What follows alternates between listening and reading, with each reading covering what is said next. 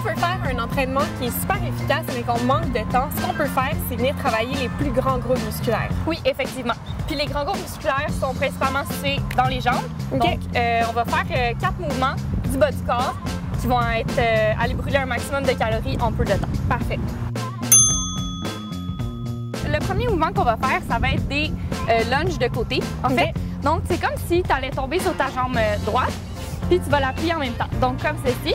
Assure-toi de bien sortir ta fesse en arrière, vraiment comme si tu allais t'asseoir sur quelque chose. Et là, d'ici, on va pousser pour revenir au milieu.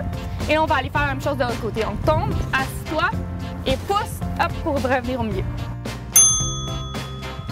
On va venir faire des deadlifts à une jambe.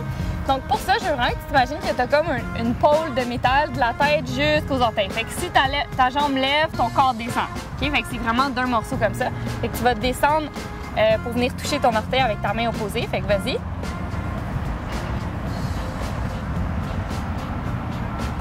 Hop, ici on essaie de garder les hanches droites, donc toujours vers le sol et remonte tranquillement. Contrôler. Et on repart, sans toucher à terre le moins possible.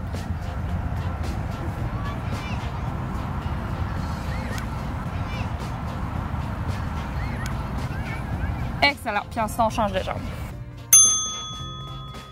Un mouvement assez classique, les squats. On s'en sauve pas. On s'en sauve pas, mais il y a plusieurs personnes qui ne savent pas comment faire les squats de façon adéquate. Donc, on y va, on place les jambes à la largeur des épaules.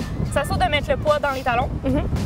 Et là, on veut vraiment pas que les genoux dépassent le bout des orteils. Donc, on va vraiment envoyer nos fesses loin en arrière, comme si on allait s'asseoir sur un banc.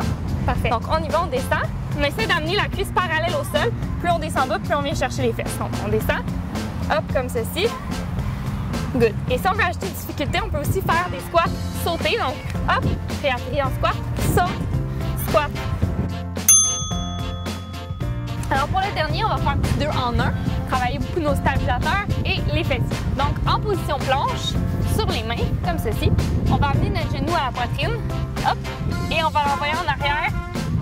Contracte la fesse et on revient. Donc, il faut juste assurer ici de ne pas courber trop le dos quand on lève la jambe.